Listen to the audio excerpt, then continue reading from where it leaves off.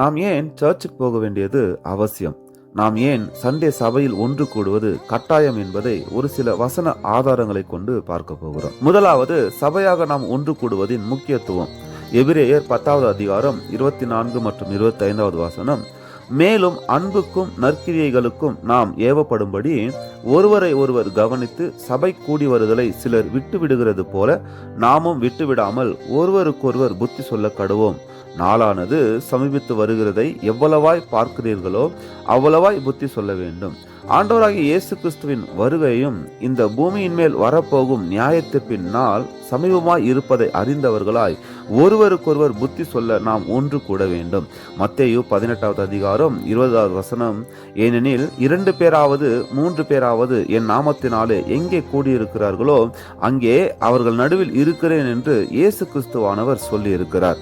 ஆதி திருச்சபையிலே அப்போஸ்தலர்கள் ஒவ்வொரு நாளும் தினந்தோறும் ஒருமனப்பட்டவர்களாய் வீடுகள் தோறும் ஜெபித்து அப்பம் பிட்டு மகிழ்ச்சியோடும் கபடமில்லா இருதயத்தோடும் தேவனை துதித்தார்கள் என்று அப்போஸ்தலர்கள் 2வது அதிகாரம் 42 47 வரை உள்ள வசனங்களில் நாம் வாசிக்கிறோம்.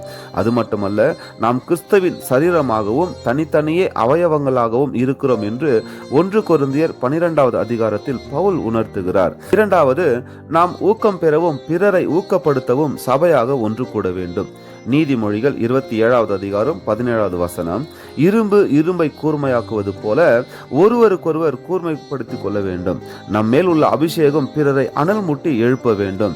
ஒருவன் பாவத்தில் கெட்டுப்போகாத படிக்கு அவனை மீட்டெடுக்கும்படி அவனுக்கு புத்தி சொல்ல நாம் ஒன்று கூட வேண்டும் என்று எபிரேயர் 3வது அதிகாரம் 13வது வசனம் சொல்லுகிறது. நாம் சுயநலமாக வாழாமல் நாம் ஒருவருக்கொருவர் ஊழியம் செய்யவே அழைக்கப்பட்டிருக்கிறோம் என்று கலாத்தியர் 5வது அதிகாரம் 13வது வசனம் சொல்லுகிறது. மூன்றாவது, நாம் தேவனை ஆராதிக்கவும் ஆவிக்குரிய வளர்ச்சியை பெறவும் ஆவிக்குரிய வரங்களை பெறவும் சபையாக ஒன்று கூட வேண்டும். விசுவாசிகள் ஒன்று கூடும் போது பல்வேறு ஆவிக்குரிய வரங்களால் ஒருவரை ஒருவர் கட்டி எழுப்ப முடியும் என்று 1 கொரிந்தியர் 14வது அதிகாரம் 26வது வசனம் சொல்லுகிறது. ரோமர் 12வது அதிகாரம் 1 வசனம் சொல்லுகிறது, நம்முடைய சரீரத்தை தேவனுக்கு ஜீவனுள்ள பலியாக அர்ப்பணிக்கவே அழைக்கப்பட்டிருக்கிறோம் என்று. இவைகள் எல்லாவற்றிலும் மிக முக்கியமானது சங்கீதம் 122 1 வசனம் சொல்லுகிறது, தேவனுடைய ஆலயத்திற்கு, அதாவது நாம் தேவனுடைய திருச்சபையாக அவரை ஆராதிக்க ஒன்று கூடும்போது கடமை அல்ல, முழு மனதோடும் மகிழ்ச்சியோடும் ஒன்று கூட வேண்டும் என்று. அன்பானவர்களே, தயவு செய்து சபைக்கு போகாம இருக்காதீங்க. நாம் எதை எழுந்தாலும் கிறிஸ்துவின் ஐக்கியத்தை எழுந்துவிடக் கூடாது. இதற்காகவே நாம் அழைக்கப்பட்டு இருக்கிறோம். முழு மனதோடும் ஊக்கத்தோடும் உற்சாகத்தோடும் வாஞ்சையோடும் கிறிஸ்துவின் சபையாக ஒன்று கூடுவோம்.